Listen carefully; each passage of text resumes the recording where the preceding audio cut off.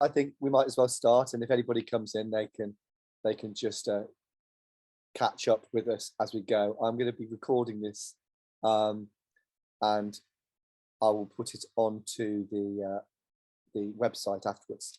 So, welcome to our Internet Safety Talk this evening. If you don't know me, I am Jonathan Watkins. I'm the Deputy Head here at Malmesbury. When I was putting together this presentation, I soon realised there was an awful lot of material out there. So this is very much going to be a brief tour of a brief guide, if you like, of some of the challenges that our children face with the internet, and what we can do both in school and yourselves to support them. I'll be talking from the point of view as a teacher, but also as a parent of a 13 and 15-year-old who probably use the internet more than they should in many ways, actually. So it's coming from both points of view. If anybody wants to say anything or to chip in or ask any questions, please feel free to do. I'll do a couple of breaks as we go through and give you the opportunity to ask any questions. If you don't want to speak on the actual on the call, I totally understand that. You can use the messaging button and ask a question there, and I will try and keep an eye on what is going on there. Okay, so I'll start off our meeting now. So before we start, I wanted to bring in line some of the things that are amazing about the internet. First of all, the internet does some fabulous things for us. So it helps us with our communication, helps us with our online shopping. I shouldn't, but I use it far too much. It helps with productivity, in terms of us being able to do things, people at work and using the internet. Bringing people closer together, digital streaming, watching of Netflix. I'm not sure what I would do without it at certain times. Entertainment, games, playing on computer games. Lots of people enjoy it. It's brilliant for finding out knowledge. Where would we be without Google and proving our point at a touch of a button? It's been amazing for us at school over the last 18 months. Without the internet, we wouldn't have been able to bring the education to the children that we have been able to do. And also just for learning, actually children learning, finding things out, going on courses. The internet can do some really powerful and fantastic things. So this is not all gloom and doom, this presentation. It will be showing the challenges, but just remember that the internet and computers are also fantastic things. So what am I going to talk about this evening? I'm going to start us off with some facts and figures. I think it's important to kind of show what our children are being exposed to, how many people are using computers and the internet. So we're going to have a few facts and figures to start. Then we're going to look at how the children use the internet and some of what are the things that they use when they're on the internet. We're going to look at then the issues that these different interfaces, these different things that they use, so the issues that children face with those.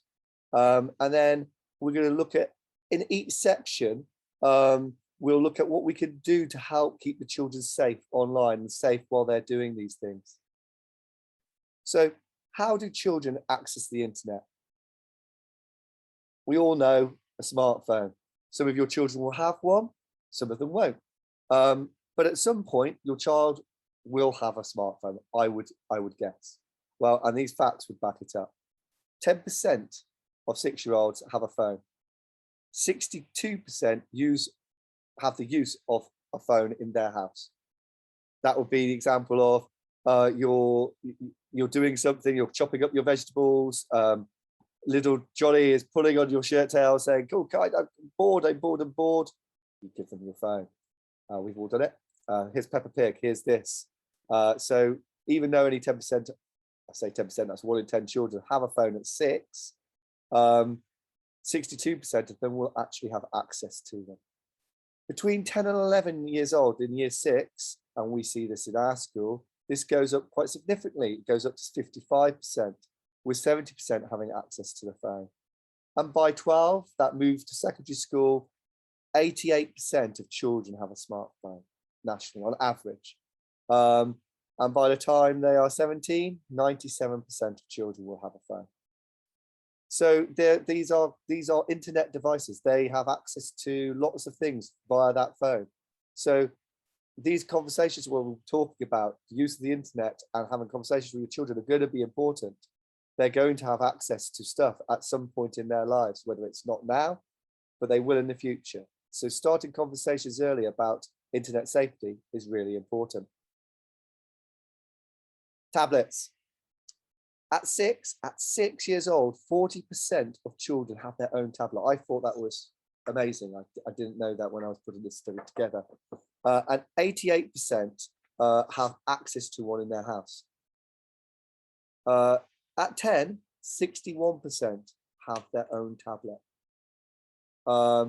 It seems that phone ownership then takes over at this point, as we saw on the previous slide, and tablet ownership tends to decrease. In 2018, tablet devices overtook TV sets for the first time as the most common medium that children between 5 and 15 accessed a screen. So access media, whether it be YouTube, whether it be BBC iPlayer or whatever it is, a tablet was the most common way of them doing that.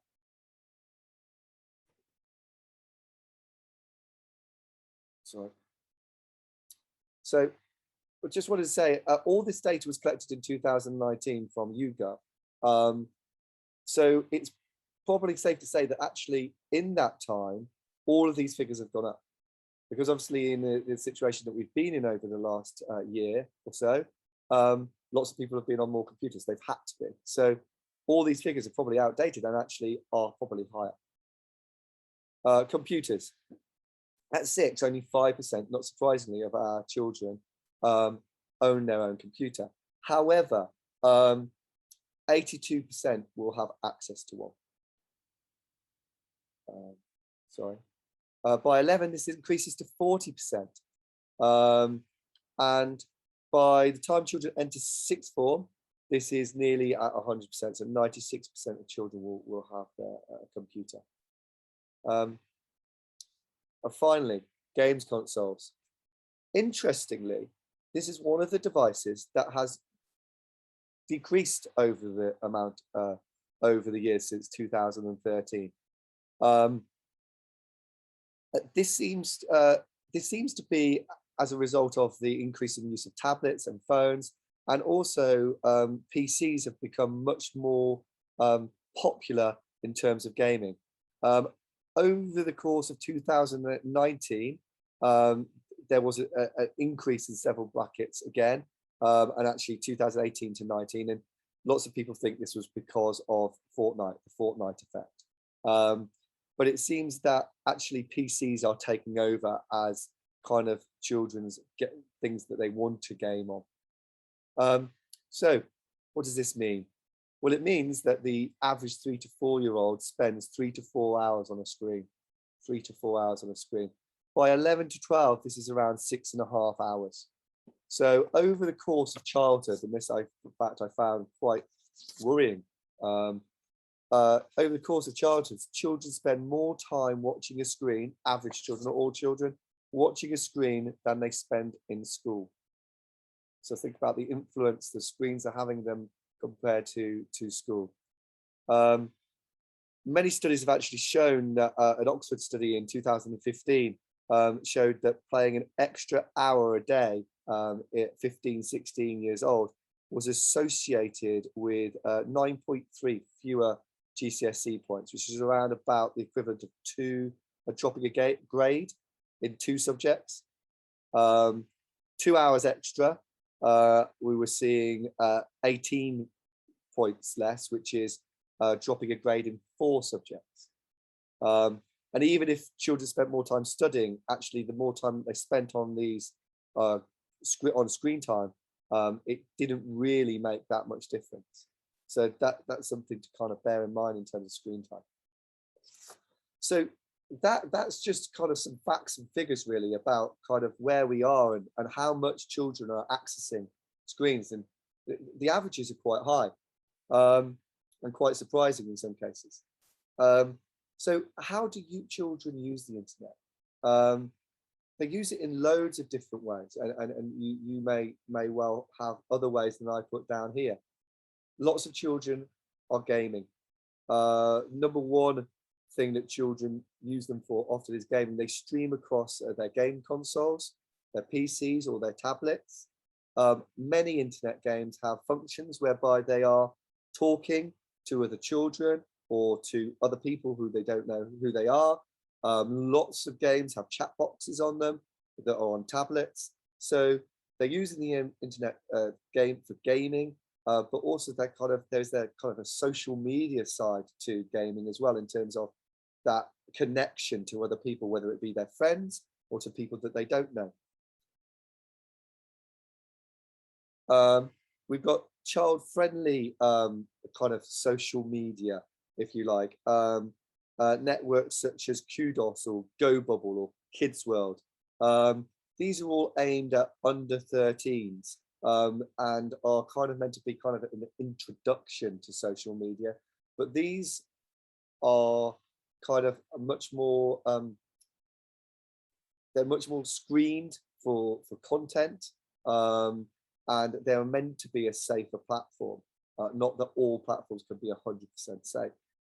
Then we've got educational sites, BBC Bite Size, Edmodo, where we would have been without it over the last a year or so. And then we've got streaming. Lots of children will be watching YouTube. Loads of children watch YouTube. Netflix, Amazon Prime, lots of different ways of actually watching video and watching content online. Social media. This is meant for over 13, so it's meant to be a 13-year-old kind of cutoff for the use of social media. But lots of children have access to TikTok. It's very, very popular. We have Instagram, we have Twitter and Facebook. Not that children really use Facebook very much. It's very much kind of the older generation that tend to use Facebook.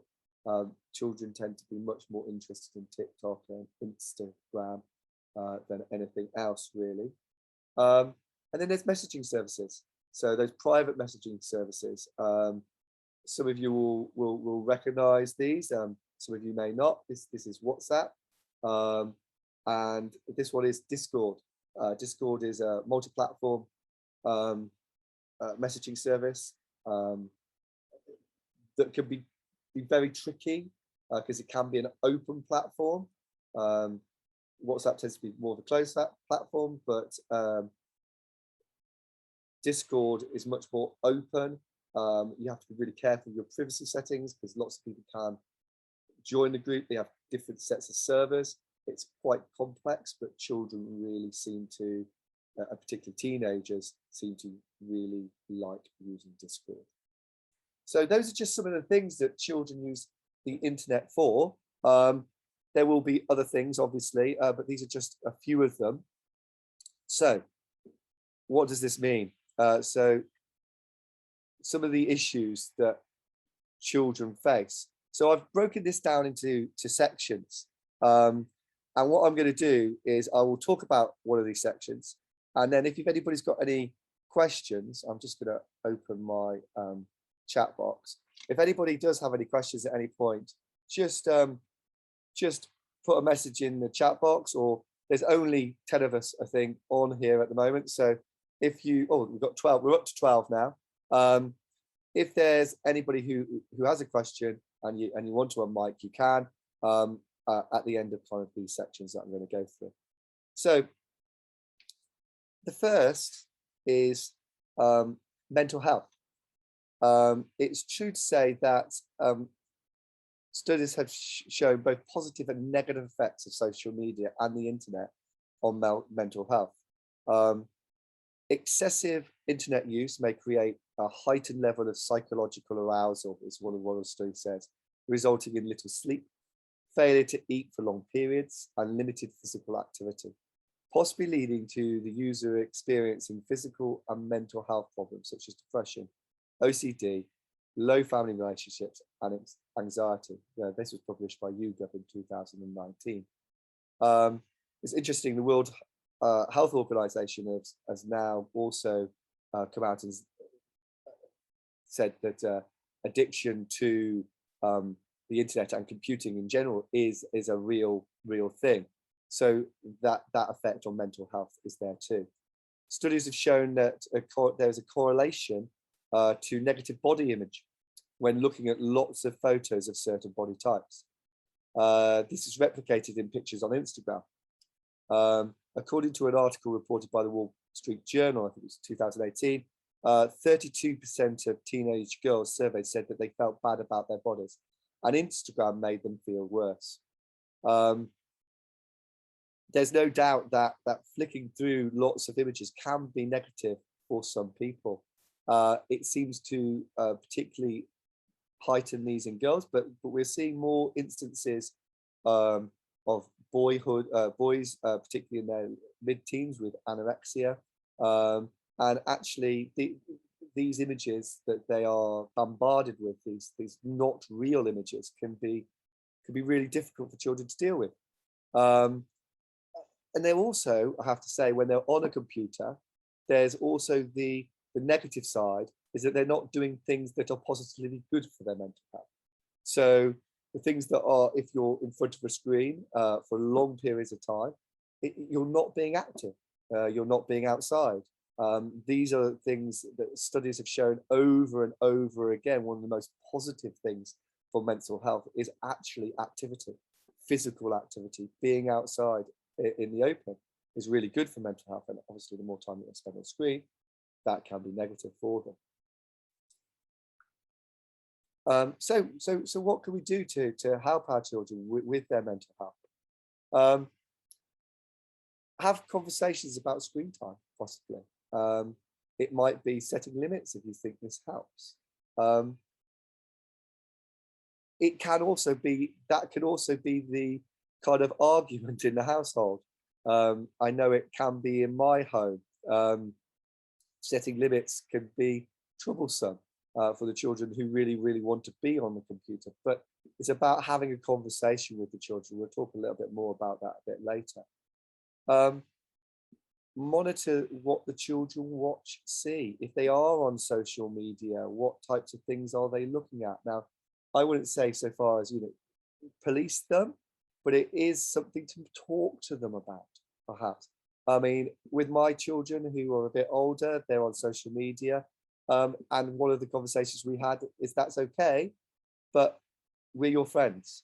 So we are going to follow you. And so if there's things that are being posted and things that we're seeing, that we're there, we're part of the process.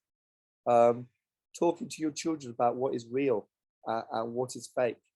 Those are really important conversations to have with your children.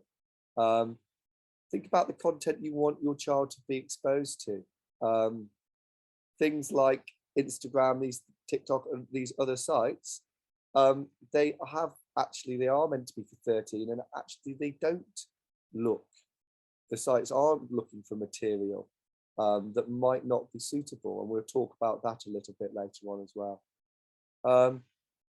When you give them your phone or your tablet, because think about the habits that we're creating with mental health. I think that's particularly important. I, as anybody else, might be looking at my phone. I think, shouldn't be doing that now.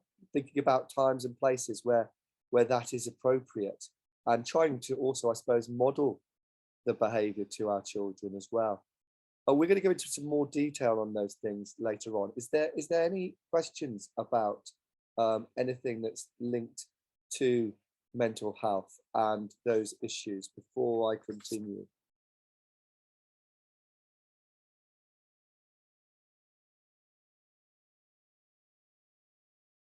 I'm going to take that's, I can't see anybody typing. No one's on mic, so I'll crack on.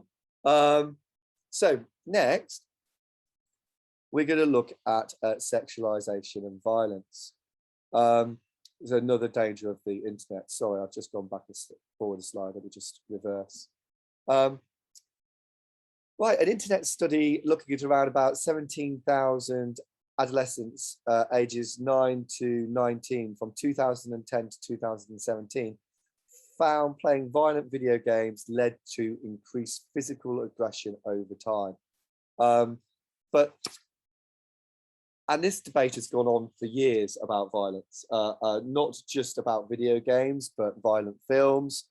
When I was younger, it would have been about gore films, and what do these lead to particularly aggressive traits in children.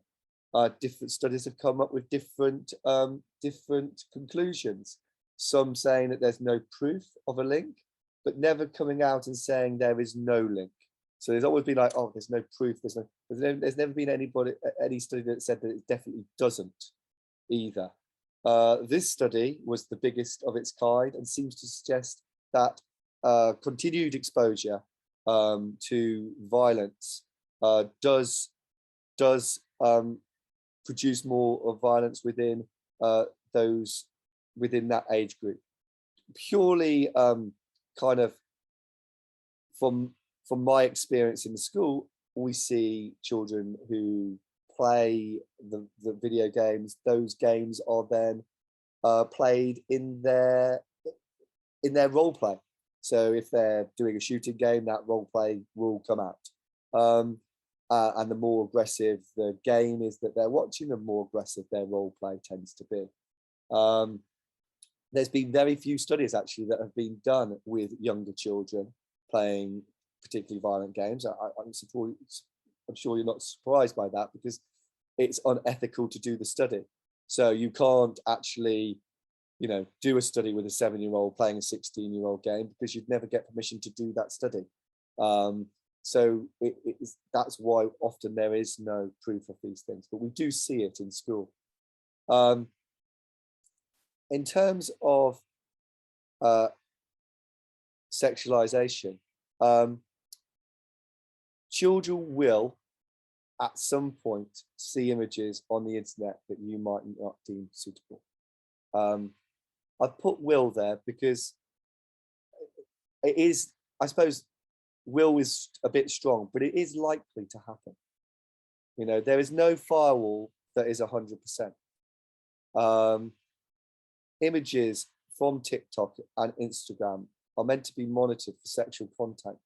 But when you look at them, there are sexualized behaviors there that children might copy.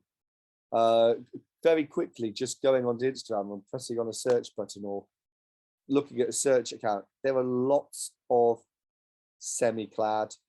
There are a lot of people. There is a lot of not nudity, because that's something it's very close to it. And some of the behaviors are toying with sexualized behavior that can be dangerous for children, particularly if they copy those behaviors. They might see something that they think looks funny, copy it, and actually it's quite inappropriate. And if they post that themselves, are then putting themselves in quite a dangerous position. Children often see older people doing things and think these are cool and copy them. So we do have that case of children seeing images that they might think are innocent, but actually aren't. And when they copy those behaviors, they put themselves in very difficult and compromising positions, particularly if they start posting those on social media. I've put children can't unsee things here. Children who have access to the internet, whether it be, as we said, there's no file that you can go, firewalls are not always 100%, but also you've got to remember that these children are going to be with their friends. Now, you might not give your child a phone, They might not have a phone, but their friend might. You don't know what friends' permissions on those phones might be. Um, when my son was around about 12, 13 years old, we had an incident whereby we went away on a holiday thing. There were quite a lot of boys on this holiday, and my son came to me and said, "Look, lots of the boys are watching things that I don't like." And I said, "Well, what are these things?" And then he started talking about things that are, I don't know if there's any children in the room, so that were highly inappropriate. And it made him feel really uncomfortable. What I was really pleased with is that he came to me and had that conversation, that he told me that they were really uncomfortable. And then we could go, right, okay, well, we changed rooms and we moved things around so that he wasn't going to be seeing that. And I had a conversation with the other parents. But what I'm trying to say there is that even if you think you're doing everything, there are going to be instances when the children do perhaps see images or see things. So what can we do to support and what can we do to help them? So the things that we do in school, so we have very robust firewalls in place in school to stop searching inappropriate content, and they are really robust. We have firewalls also in place to block content that is deemed inappropriate, sexual, violent, and non-educational. Occasionally, there may be an image that gets through, and it was really important that when we talked to the children, we talked about internet safety. We talk about the fact that you talk. If there's something inappropriate, you tell the teacher, you talk to the person, and we can then remove it. We discussed suitability of games and streaming on the internet. We talk about using safe search parameters in year 3 and 4 and trusted websites such as BBC Bitesize. In school, we would have when they're searching for something, we would give them a specific website to go to rather than actually searching on the internet, so that they're not finding things or a QO card, so they're going directly to it. But we do talk about when they are searching, they need to know what to do to stay safe. We talk about the risk of searching through search engines, particularly in year 5 and 6. And we discuss what to do when you see something inappropriate online every year from year 3 up, really. So those things are talked about, but we don't put them in that risk category. But those things at home, the things you could do there. Think carefully about what you want your child to access. So the game has a rating for a reason. Is it suitable for them? What are they going to see there? Social media is meant to be for children over 13. Now, lots of children who are under 13 use it. If that's the case, then you've got to think about what the material is that they're accessing. Have open conversations about your concerns with your children. Maybe think of rules for your home about the use of social media and follow up on these.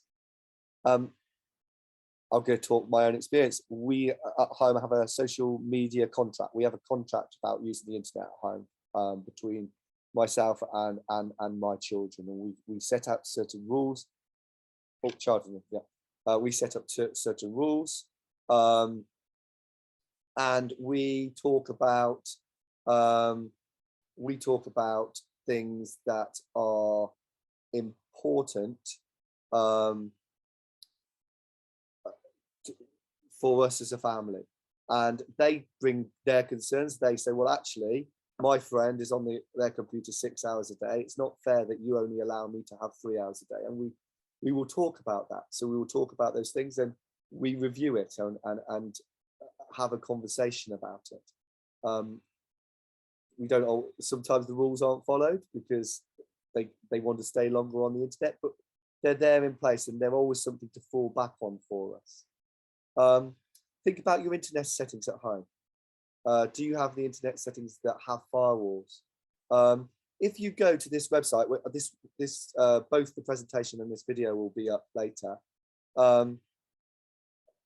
You can go to this particular website here, and it's got parameters for pretty much any Windows machine you use, or if you're using TalkTalk, or if you're using BT, or whatever provider you're using, it will kind of show you what you have to do to set up the firewall or parental controls on that computer or on that server. And I've kind of said this before, talk to them and make sure that they talk to you. Having those conversations about things are really important to children and to you, knowing that they've got somewhere safe, somebody to talk to about these things, and for you to have those conversations about why you think that might not be suitable.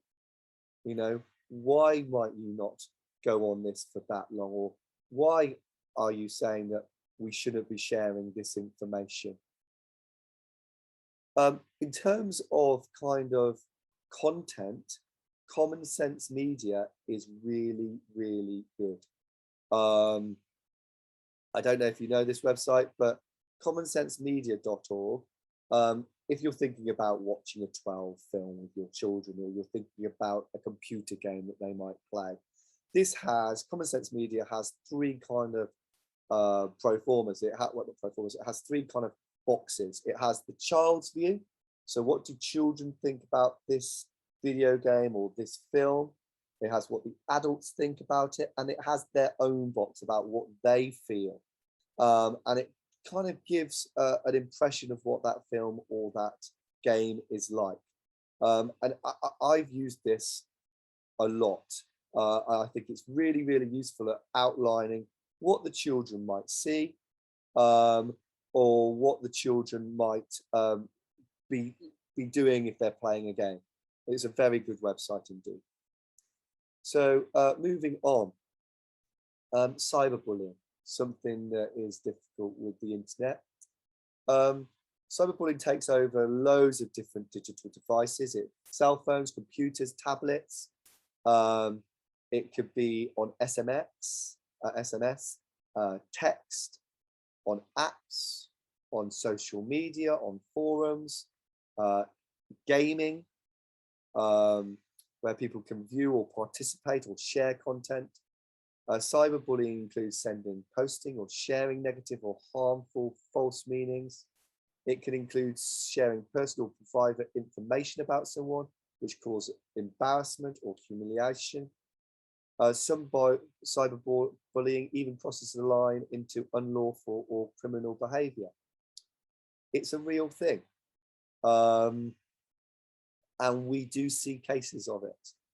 27% of students in the UK specified that they've experienced bullying in some way through cyberbullying. Nearly 1 in 5 children between the ages of 10 and 15 in the UK experienced cyberbullying, or 77% of those who've been bullied said it had an adverse effect on their mental health.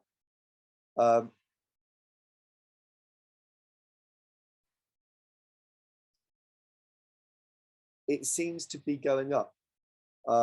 It seems that lots of children and adults use, when they can't see the other person's face, feel that it is okay to send abusive messages or say nasty things to somebody online.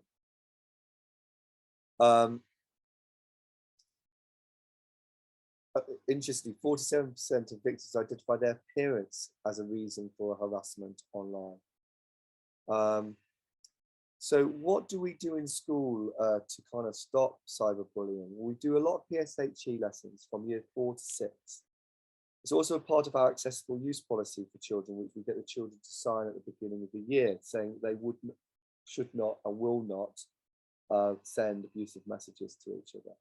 It's also part of our behaviour policy, and we deal with cases in school in liaison with parents about this.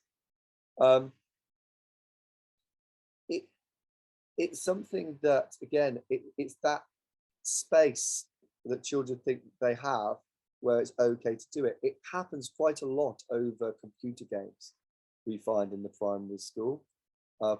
Children playing games at each other and shouting at each other and being abusive to each other because somebody has got them killed in a computer game or it hasn't gone well for them. Things to perhaps think about at school. Talk to your children about what sort of behaviours are there. Make sure your children tell someone. I mean, that's what we say to school children in school if bullying is happening in school. You know, you've got to tell somebody, otherwise this will continue. Take a screenshot of what has been said or sent. Maybe talk to the school about it and share the information. And I was to say, children taught specifically about this in years 5 and 6. So those are the things on cyberbullying. Is there any questions about that?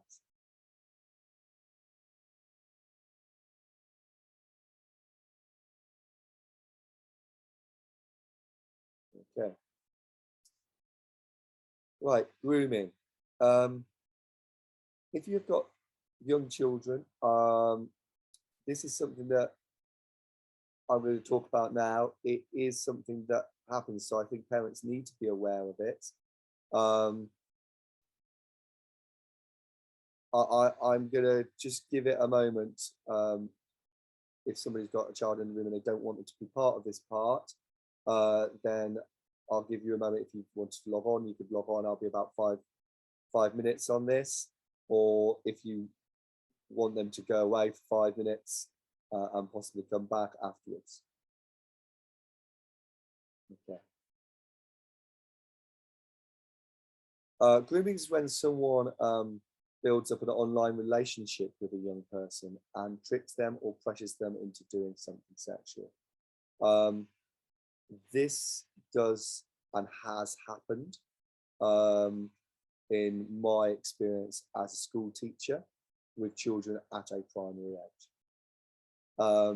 When a child is groomed online, groomers may hide who they are by sending photos or videos of other people, even disguising their voice and pretending to be somebody younger that they're speaking to.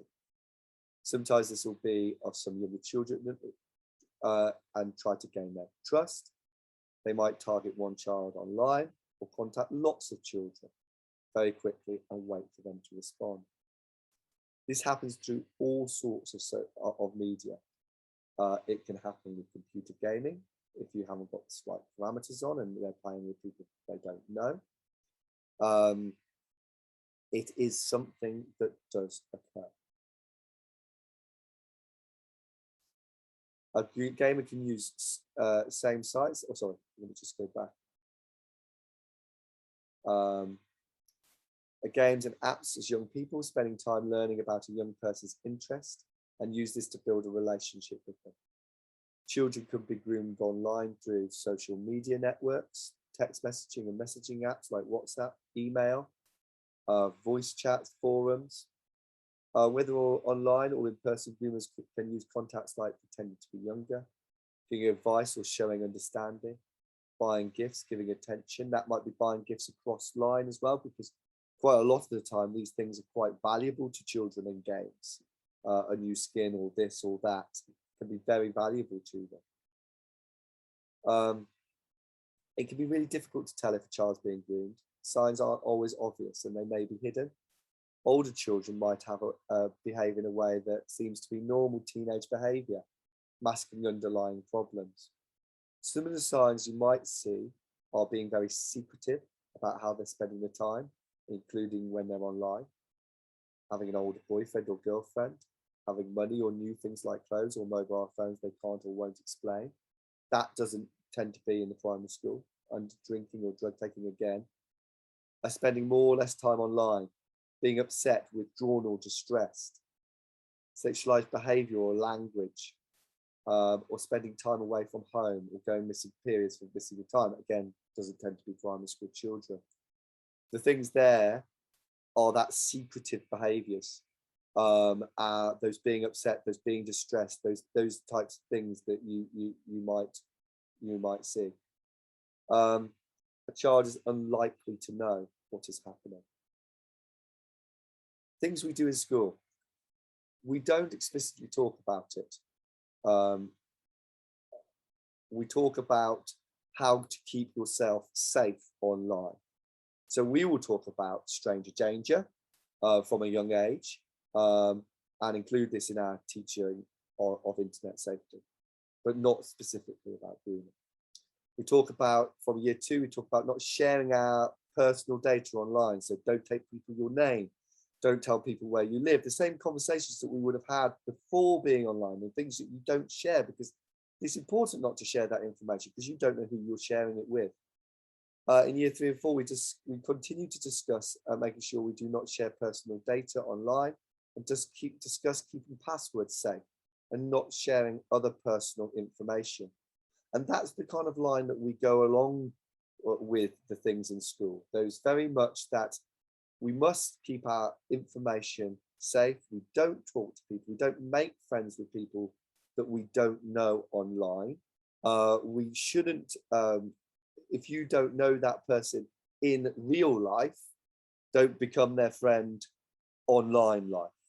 So those are the things that we really, really share in school about staying safe, keeping our information safe online, and not sharing it with other people. Right. So things to do at home is to kind of continue that message. Discuss staying safe online with your children. Listen carefully to what they're saying. Be open with them talking to you, and be interested in what they are doing online. I think being interested in what they're doing online is a really good way, if they're online, of being involved in the process. It might be boring as hell, very boring in terms of watching a computer game or seeing what they're doing online, but actually what you're doing is you're engaging with what they really like doing. So one, it gives you a conversational piece, but also you're kind of keeping tabs on them. Okay, you're seeing what's going on, you're seeing what they're doing. Set parameters for the, oh, terrible, wrong homophone there, sorry. Their use of the internet and social media. Follow their accounts and discuss the reasons for it. So, you know, if they're on social media, be friends with them. You know, that's one of the rules that you can set up, and you know, then they're not on their own. You know, we wouldn't send them out without any protection out into the wild. We wouldn't send them out at night. When we set them out on the internet, we kind of set them loose without kind of putting some parameters in place or holding their hand a little bit. We need to make sure that they're safe in those ways. But talking with them is a really important thing to do. Has anybody got any questions on that? Sorry.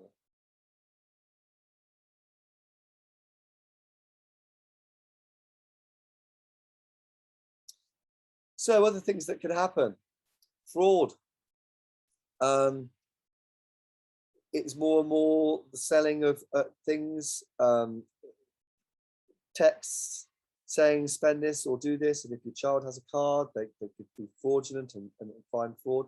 But also, I kind of not sharing your bank account details online is part of the safety that we do. Also making sure that those things are password protected, particularly with younger children. I made the fatal mistake as a really poor parent of letting my son have Clash of Clans at some point when he was quite young. And I thought I was doing the right thing, and we were all playing it together, and it was really nice. I was online with him, it was really good. And I made the mistake of giving him my password once to buy something. And very quickly that escalated into a very, very large amount of money. And it enabled him to have lots of large castles in a game, but cost me quite a lot of cash. So make sure that you're not sharing those passwords with your children. Misinformation. This is important as well, you know, that knowing that not everything on the internet is true. And we talk about this a lot in school and a lot in about what is truthful and what isn't, and the fact that anybody can write anything on the internet and it doesn't mean that it's factual. Sexting. I'm going to skip that for now. Piracy, so taking over things. Radicalization, and that information there. Illegal activity. So there are lots of things that can also happen on the internet. So things to think about. Think about when you give your child a device. Do they need to have that device at that point in time? Is it just a babysitting tool at that moment? Think about talking to your children about the use of the internet. I know that sounds, I've said that a lot, but it really is about having those open conversations about it, setting parameters, them knowing the rules, them knowing the risks. And then once you're having those conversations that they're engaged with, everybody's on the same page. Engage with it with your child. It is their interest. This also makes it easier to know what they're doing. It's not about policing them, but it is about knowing what they're doing and trying to be kind of holding their hand and being supportive. Be in the room when they're on the internet. You know, don't have the closed door with them sat in their room on the internet, having the doors open, being free and easy with them, you coming in and out of those rooms. Don't give them access to your credit card. Think about what is age appropriate for them to engage with. Think about the permissions and the settings for your Wi-Fi, but remember that this is never foolproof.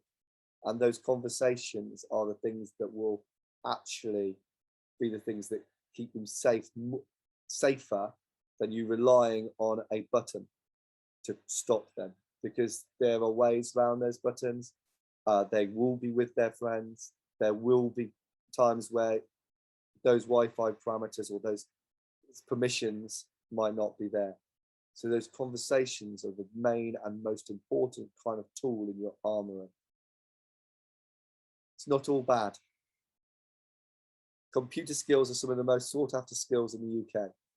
The average graduate wage for someone with a computer science degree is 32,000 compared to 24,000 as a whole. Computer graduate jobs is one of the fastest growing job markets in the UK. Computing and the internet mean that their friends are a touch of a button away, and actually they can communicate, and it can be really positive and really good. And the internet has enabled millions of children to be educated over the last 18 months. This is meant to be a thing. Do you remember before the internet? Oh yeah, totally. What was it like? Not having a phone or computer distract you? Yeah, it was so boring all the time. I just sat there. It was the worst. But wasn't it like more fulfilling, engaging? Wasn't it worth it? I still get bored, not like we did. I think that's quite also, I think that's quite important though. I just, boredom is not a bad thing. To be bored can be important. It can lead to some great creativity. So don't worry all the time about the children being occupied. Sometimes boredom is good. I've left some websites at the end of this, and this will go up on our website. If you're worried about anything, NSPCC is a brilliant online site. Think You Know is fantastic for talking to your children with. It's got some brilliant information on it. It's age appropriate. You can go in as a parent, you can go in as a child, and it's got some fantastic information on it. So I really recommend that site as well. It's a really good website. Child Line is also really, really good. It's got some more harrowing stuff on it. I wouldn't go on that website with my child, but it's got some good information on it. The Internet Matters website is also there, which shows you all the parental controls you can use for different systems, different computers, different providers, and it helps with setting up these links. And also the I'll put at the end of this as well the Common Sense Media website, which is excellent for understanding what is in the media that the children might be accessing. Well, that was my whole presentation there. Has anybody, I've just closed my chat box earlier. Has anybody got any questions for me or anything that they would like to ask? If you want to stay on and you want to say anything or ask me anything, just stay on to the end and we can wait for people to go and I could ask you. Or if you've got any concerns that you don't feel like you want to put into the public forum, you can send admin an email and it can be forwarded to me and I will either give you a phone call or give you a chat. As I say, my experience comes from teaching, but also as a parent. So if you need any help at all, just give me a call and I'll see what I can do.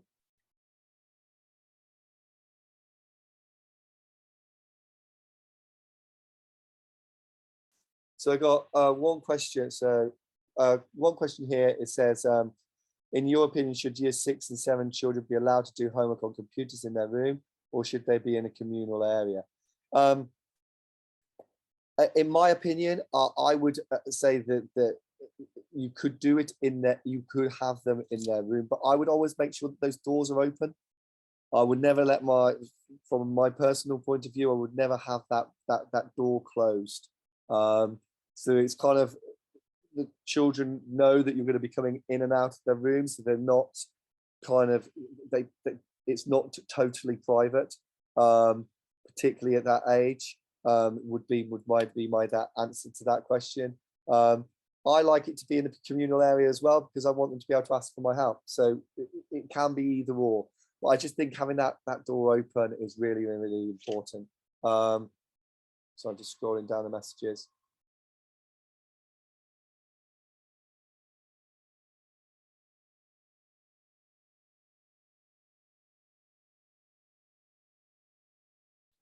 Thank you. Well, thank you for your messages. Thanks. It was lovely to have you in the room. It's a shame we didn't have more people here. I was expecting 35 today, but I'm glad it was useful to you. If you need any help or anything, just where I am. This will be. I'm going to put this particular recording on the website because no one's talked on it, so you can't see anybody's pictures. If anybody feels that they really don't want this recording on the website, email me and I will record it again. Okay, thank you very much. Have a nice rest of your evening and I'll probably see you at the school gate tomorrow. Take care now. Bye.